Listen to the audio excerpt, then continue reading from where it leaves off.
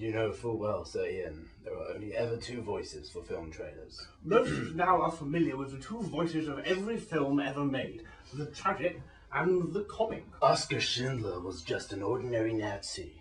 Oskar Schindler was just an ordinary Nazi. But one day, he started writing a very special list. Every film you have ever watched has been introduced to you by either the voice of tragedy... Hello, I'm not available to take your call at the minute. ...or the voice of comedy. So, please leave a message. After the Tone, with Ben Stiller and Chris Rock. This has always been so, since the earliest days of cinema. There's a train heading right for you.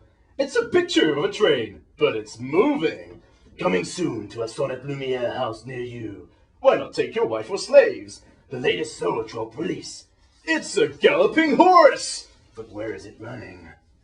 And why? I know all this. What do you want from me? We've heard your work, Mr. Calvert. Do excuse me. I am the artist formerly recognized as Sir Ian Calvert. Mr. Calvert is my father. A grave, vulgar, proletarian disappointment to the family.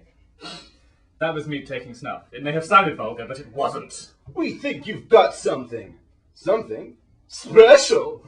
I'll have you know I have a cream for that, and it's perfectly normal that everybody gets it at some point in their lives. Mr. Calvert, come to Hollywood. You have 24 hours.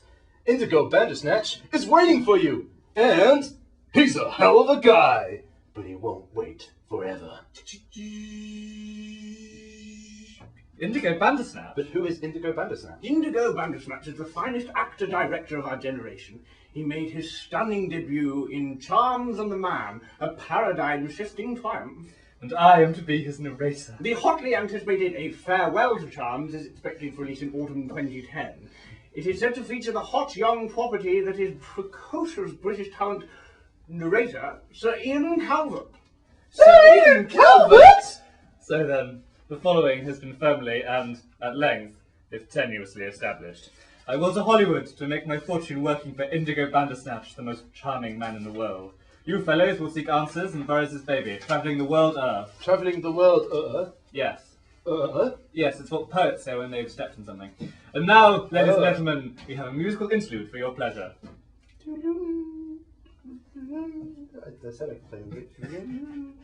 Hello, little chap. Would you like a musical interlude to gnaw on? Wait! That's not a pleasure, it's a bear! Do bears like musical interludes? I don't know. I know they shit in the woods, but when you've got claws and teeth like that, they can shit the whole world. Ugh. We're going off on a tangent. Capital idea. Idea with a capital Y-E-S. Hop on this tangent, boys, and to Scotland. Yah! Why, this isn't a tangent, it's a Satsuma. Fools! Aboard the tangent quickly and hie ye. I'll deal with the bear. And that leaves you and me, bear. I'm going to do to you what I did to Lennox Lewis. It's a long story, and I won't bore you with the details. All I will say is this. This isn't a can of whoop-ass I'm opening. It's a fresh batch of whoop-ass ordered specially from a cheeky little delicatessen just south of Southwark. I particularly recommend the olives. Scrumptious. Have at thee! Anyway, you're probably wondering what's become of me and Burroughs as we search in trepidation for his missing child. We have travelled far, and why? Why? We do not know. But we need answers, ladies and gentlemen, and porpoise. Burroughs, what are you doing? I'm rushed off my feet. You're lying down. Yes. That means you've got your feet up. It's more or less the same, anatomically speaking, and I very rarely speak in any other way. We have come far, and I am weary, and hungry. I've been eating my clothing. The shoes were my favourite. So that's why you're not wearing any trousers. Yes. Yeah. Nein. Hi. Das wäre schwimmen scham aber nicht. Und mir krieg es ist cool as a nice blue creek. Hi, McGargle. Es ist nie Licht und es brennt Moonlicht nicht. Nee, ach, wat heb je met Fargo? Heb je niet licht? Het is warm, maar wie kwaad? Het is cool. Fiddler's storm. Aye, as a matter of fact, I do. Hail the Jesus, lay on your flame and make us feel at home. Right away, pal.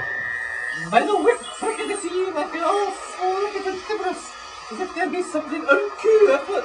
I am Ilka Unco Fool of it. Aye, the whispering wurtling, the leathering moor chills me through me silken jaw. There be something afoot. Aye, I richt something afoot. Nay, there be afoot. Aye, on this cold, blustering, ice clustering, stain shimmering nicht, where the black crow doth claw its fatal claw, and the bat-mouse shriek makes blankets creep, neath the plunderous 900-footed thunder stamps that pound us full flat into the pitter-patted, rain-padded ground. There most certainly is, as true as the stain is a toad, something afoot. Nay, you brain crumbled cretin, there's a foot, a bloody foot. Shiver me knickers, you're reeked! There's a true wee unfitted foot afoot. Aye, a pig foot stuck in a stock of straw. MacFargal, give it a wee prod. Aye, a wee prod would do the trick. Aye, oh! Well, I'll be jingle-jangled, the wee foot is spoken. Aye, indeed, it be a fearful beastie. Prod it some more, MacFargal. Mildred! Labrador, husky, Labradorish Mildred. Hark, MacGargle, this creature doth screech. That's me, a creature, that's a man. His sooty faith and Crevlin's devil, look, there's more feet looking out from the straw. Oh. Quick, MacFargal, dust them with your haggis hose. Oh, where are we? Who are we? You're on the blasted craggy hills of the Hebrides. And you're a wee pair of big pasty English jessies with no shoes on your feet. That's a point. Where did our shoes go? We ate them. Oh, yes, so we did. Age 12. What on earth did you do that for? They were our sole source of nutrition. No, squat wriggling Englishman, before we get you, why are you keeping your ass drawn? I will cut your good suit and wear you like a goot suit. Oh no, Ollie! They're threatening to wear us like a goot suit. Ian, tell them why we're here, and quick.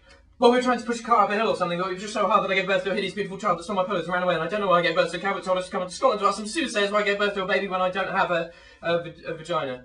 What are you doing? You told me to tell them why we're here. Quick. I didn't ken a word of that, did ye, MacFargal? Nay, I say we smash their skulls with our haggis hammers.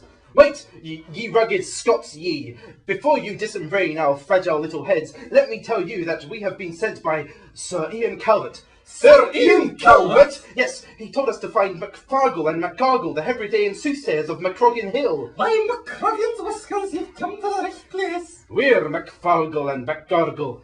Great Scott! So you won't smash our brains in then? Aye, we are great Scots, and we'll save the bean stew for later on. I need to find out why a lady came out of me! What the MacFuck did he just say? Well, the reason why we came all the way up here, through bog and fen, rain and hail, pith and pelt, was to find out why my friend Burrows over here recently gave birth to a grotesque infant bear moth. It may be a grotesque infant bear moth, but by golly, Ollie, my golly, it's my grotesque infant bear moth. So you've had a wee bairn, have you? Yes. Oh, MacGargle and MacFargle, please help us. Can you tell us why my friend has been afflicted with such a sudden, inexplicable birth pang? We shall perform the MacCullogan soothsayer's jig, and then we may uncover to ye the truth